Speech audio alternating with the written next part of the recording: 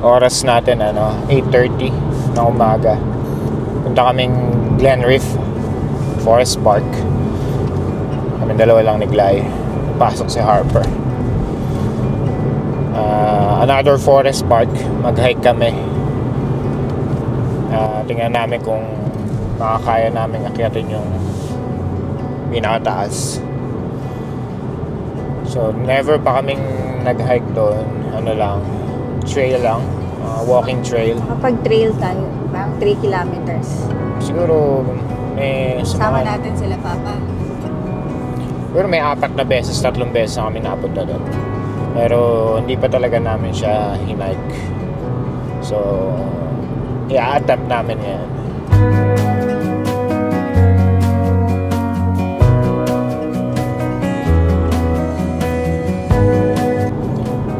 Ang weather natin ngayon ayon sa forecast ay maaraw, pero medyo malamig. Actually malamig.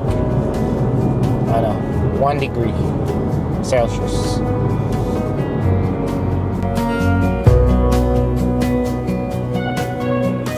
Mahal lang kami sa gasoline station. Gas tsaka bili ng breakfast. Hindi pa kami kumakain. Siyempre di mawawala ang kape, ang pagising.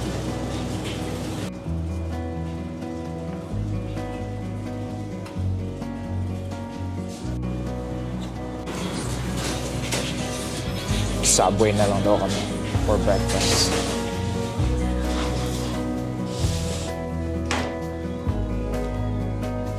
Lettuce, cucumber,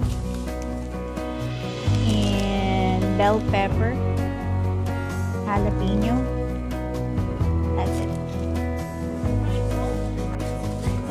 Lettuce, onion, tomato, jalapeno, cucumber, and Bell pepper. bell pepper. So, Southwest as well. Thank you.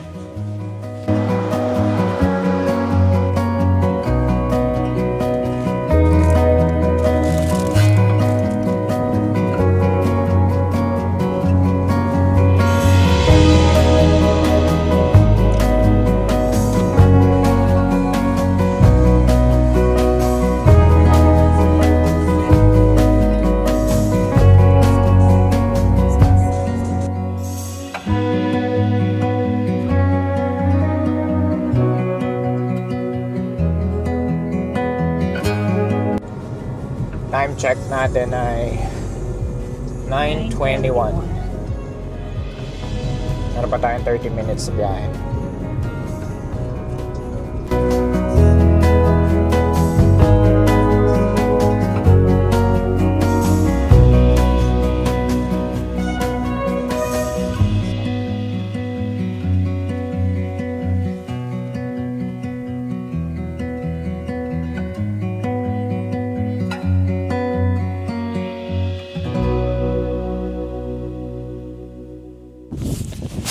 Dito na kami ngayon sa Glen Reef. Bayad muna tayo ng parking. Walang tao. Ang ganda yung ang ganda dito.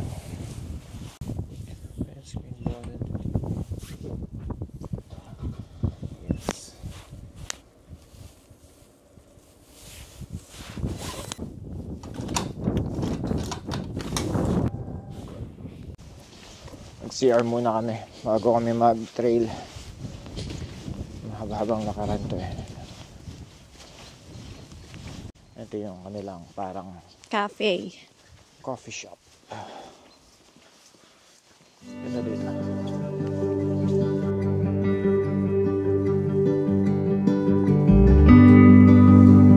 So ayan, yung kabila ng bundok na yun.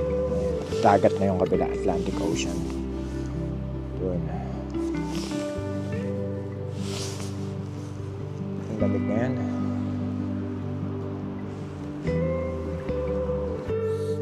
Ang kunin natin. Scenic trail.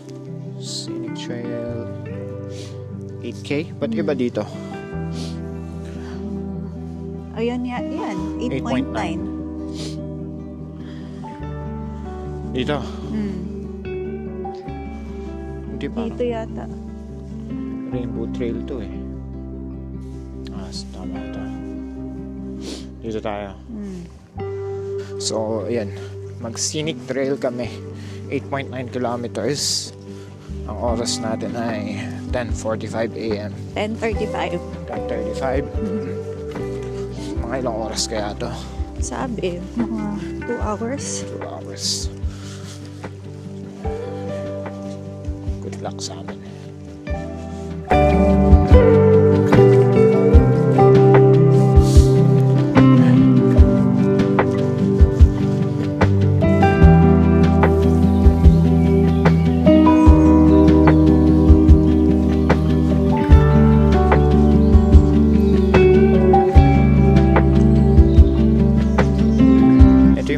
Dito eh.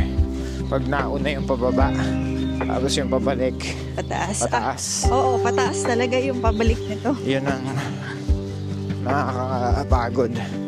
Mas okay sana kung pataas ng una na. Ayan. Patarik. Pababa kami.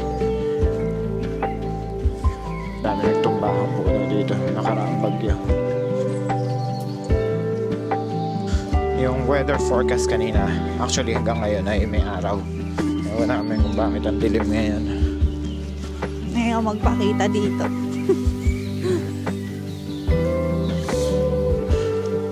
Kita na dito yung river. May magandang falls dito. Ano pa siya sa medyo kalagitnaan. Pinakababa. Makita nyo mamaya. So ayan, baba tayo dito para makita natin yung waterfalls. Tignan ako madulas.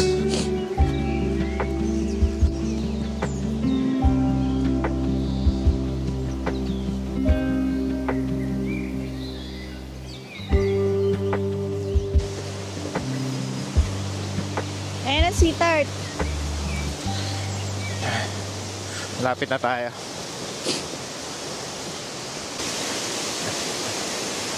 Eh.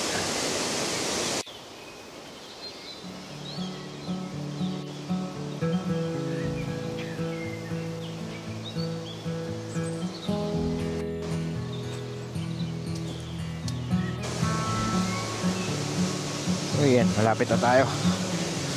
Ayan siya. Pero may mas maganda pa siyang view sa gitna.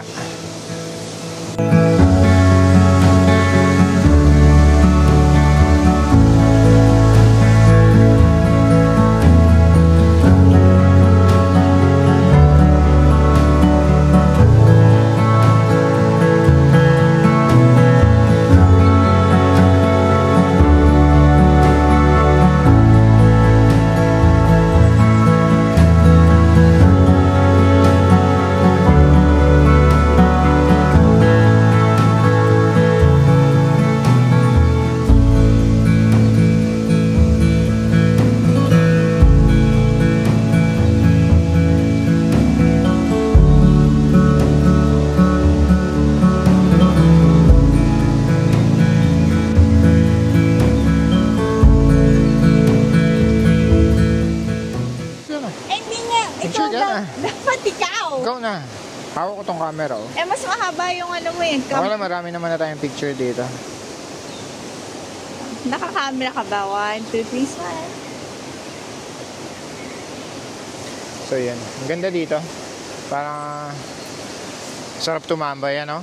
Yeah. Mas magkakape ka. Ang ganda sa tenga yung Ano lang tubig. yung bagsak ng tubig sa falls.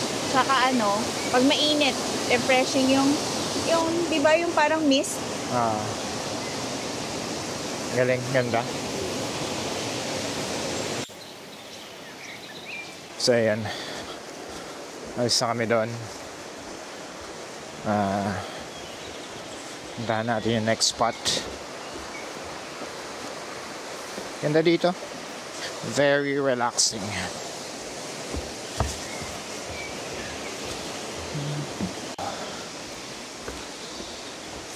Gutom ka na? Gutom ka na agad? Malayo pa yung cafe. May bumagsak na puno dito. May cafe dito sa gitna ng Forest Park. Maganda dyan. Medyo pricey nga lang. Pero napakaganda ng spot.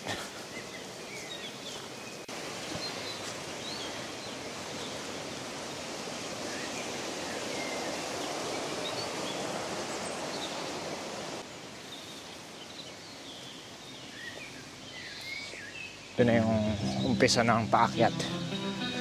Yun na nakakahingal na part.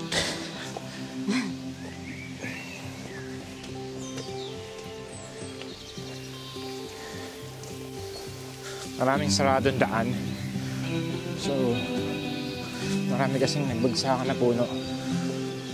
Kaya nung nakaraang bagyo, kaya siguro hindi pa bukas hanggang ngayon. So, hanap kami ng ibang daan. Paakyat.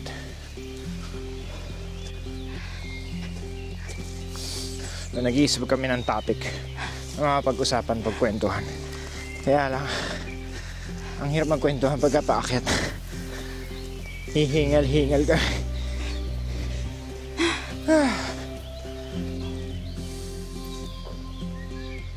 Painom din ako. Medyo nakakalahati na yata kami. Kaso hindi pa rin. Wala kaming makitang alternative na daan para nasa taas kasi yung iba sarado. Ayan, lumalabas na yung araw.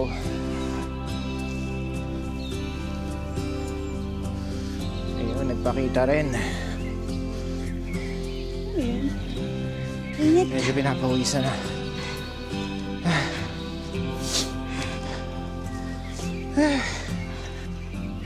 Meron silang resting area dito. Ayan, so sarado talaga yung mga daanan paakyat sa tuktok ng bundok. Siguro nga dahil sa yung Marami nagtumbang puno kasi. marami nagtumbahan kasing puno at hindi safe yung daan dahil sa nakaraang bagyo. So puntahan muna namin. May mga ibang trail pa naman dito. Try din namin yung iba. Ayan, papakita na talaga siyang araw sa atin. Sumisilip. So yun nga pala, meron kaming planong umuwi ng Pinas soon. Biglaan lang. Hindi siya actually 100% planado. So parang na-feel lang talaga namin na kailangan na namin umuwi. It's about time. Para magbakasyon, para makita yung pamilya namin. 5 taon na kasi kaming hindi nakaka-uwi. And sobrang excited kami. Tapos, so yun, may mga plano na. Siyempre, most of the time, mag-spend kami sa kasama yung aming family. And ayun. Ano ba mga plano mong gawin at kainin sa Pinas? Siyempre, unang-una talaga dyan sa plano mo yung mga pagkain na mismo. Chicharong bulaklak. Number 1. So, ikaw, mangga. Siyempre. Hanggang hilaw. And hindi kami masyadong ready sa init ng Pinas. Lalo na Iba na daw ang init sa atin ngayon.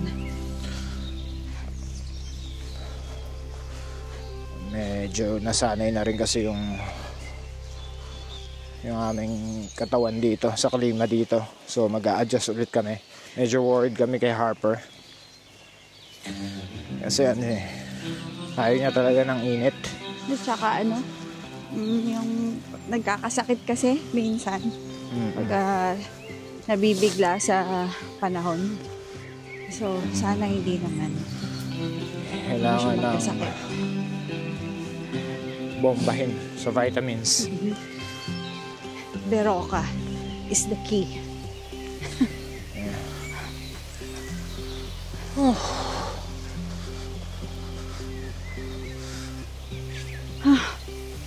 Ang galing, may falls dito. Medyo tight yung Schedule. yung schedule namin. 3 weeks lang kasi So kami. kaya dikit-dikit din yung mga lakad. Yung mga itinerary namin, konti lang naman kasi nga sobrang tight ng schedule. Punta kami Baguio. Siyempre hindi mawawala yun. Gusto rin yun ng mga matatanda. Punta kaming Tagaytay. At may plano kaming mag long drive, iglay sa Bicol. So yun nga, 5 taon na kami hindi nakauwi, di ba? So excited kami Mm-mm. kasi dati ito yung first time na hindi kami nakauwi for 5 years. Yeah. Dati nakakauwi kami. Ako every 6 months dun sa dati kong work sa Riyadh. Ako every 2 years. Every 2 years siya nakakauwi dati. So ito talaga yung pinakamatagal Oo. na madami na kami ini-expect na Changes changes. sa Pilipinas. Especially sa presyo ng Bilihin. bilihin, pamasahe. Yeah. Sobrang na-miss namin yung pamilya namin. Mhm.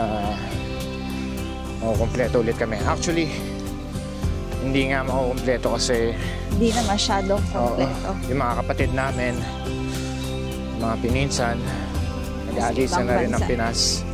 So, yun lang ang downside pagka pag nag-abroad na. Mahirap ng Makompleto. makompleto. Saka pag sabay-sabayin yung mga bakasyon Pag-uwi. namin. Lalo na pag may pamilya ka. At saka hindi rin ganun biro ang pamasahe. Napakamahal. Sobrang mahal. Sobra. Kaya hindi rin ganun kami basta-basta nakakauwi. Kaya nga umabot din kami ng ganitong katagal. Oo. Kasi nga, Madaming priorities. yeah. Dati Anyway. kasi sa dati Oo. naming work, free lang ang ticket. Wala kami binabayaran. Oo. Yun ang maganda sa Saudi eh. Libre yung ticket, libre yung sahod mo, makukuha mo. Yeah. Kompleto. No tax. Yeah, ngayon sa'yo na lahat. So dito kahit nakabakasyon kami, yung bills namin as is. Tumatakbo pa rin. Kasi sa Saudi wala kang binabayaran bahay. Wala kang binabayaran tubig. Wala naman tayo binabayaran tubig dito. Actually, no, dito nga pala walang tubig. Free ang tubig dito sa Northern Ireland. Yeah. Pero pinaka talagang excited ako sa long drive. Ako sa pagkain, kahit hindi na masyadong marami akong pwedeng kainin ngayon, pero Tsaka yung mga kaibigan natin, tsaka yung makikita mga natin. kaibigan namin, yeah, Yeah. na matagal na namin di nakita, na nasa Pinas. Hopefully na. makita namin lahat. Makita namin lahat. Pipilitin namin. So, talagang naglalaan kami ng araw. Kahit isang araw lang yun, basta Makita namin makita sila. lang. So, malaking bagay na yan para sa amin. Masaya na yan.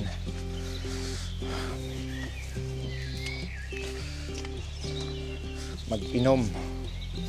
Sama yung barkada. Pero, mukhang medyo mahirap na rin kasi yung ibang barkada ko nasa ibang bansa na rin. Tapos yung mga pamilya, syempre unahin nila yung pamilya nila. Yung mga trabaho. So, yun. Gagawa tayo ng paraan para makita natin sila.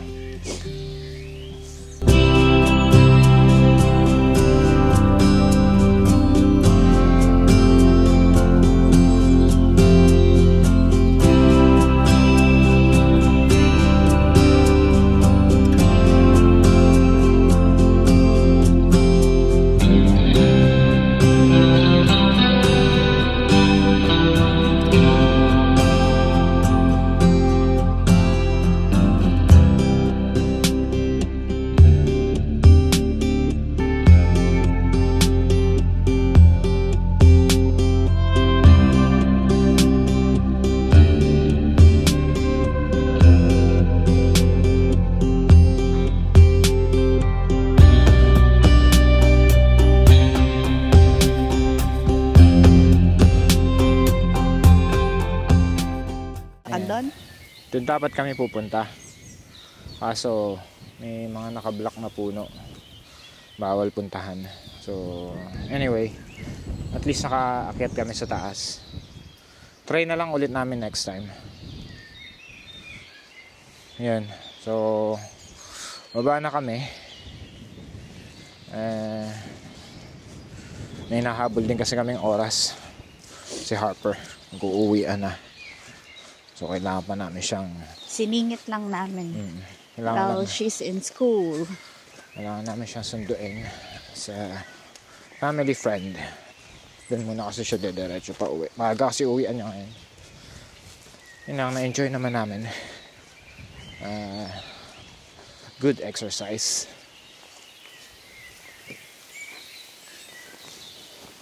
So ayan, doon nagtatapos ang aming trail, ang aming hike. Nakababa na kami. So uwi na rin kami. Kailangan na rin namin sunduin si Harper. So nakailang kilometers tayo? 5.4 kilometers. Yeah. Maiksi lang pero medyo mahirap kasi paakyat baba. Yan lang. So sana na-enjoy kayo. Sana gustuhan nyo rin yung view. Till next hike. Yeah. So, yun ang plano. Yung kabilang bundok, puntahan namin. Yeah. Thank you. And Bye. bye.